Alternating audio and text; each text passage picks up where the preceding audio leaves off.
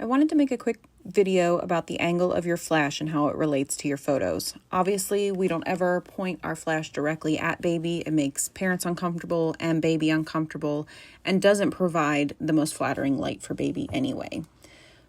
We want our flash pointing up at the ceiling or at a wall behind us to give us a soft, diffused light across our photo.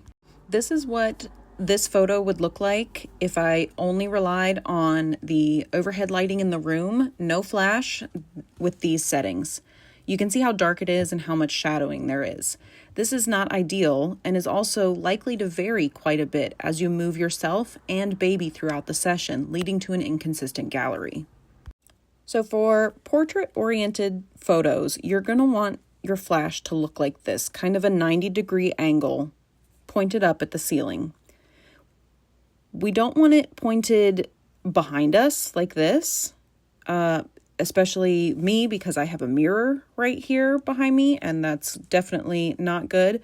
But also if you just have a wall that's really close to you, or a wall that's a dark color behind you, it's going to affect how the light bounces back onto your scene. So this is the photo with our flash. You can see the shadowing is much less. This is a more consistent, even, well-lit photo. If I forget to turn my flash up to the ceiling and I have it behind me, this is what's going to happen. Obviously, that's not something we can deliver to anyone. Now, as you get more comfortable with flash, you may want to experiment with the angle in small increments. Slight adjustments forward or behind can help depending on where your overhead lights are placed by trying to lighten any aggressive shadowing you have on maybe one side of the photo or another. So if we want to move to a landscape-oriented photo, see how once I get baby in position, you're going to see how there is more shadowing created by baby's body because of the way the lights are. You see that right there?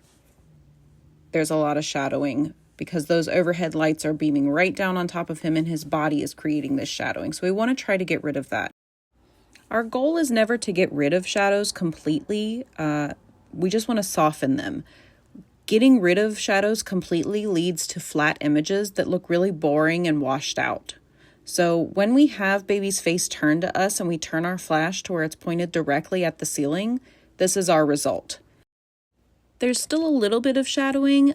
You can see it more in the 3/4 shot here,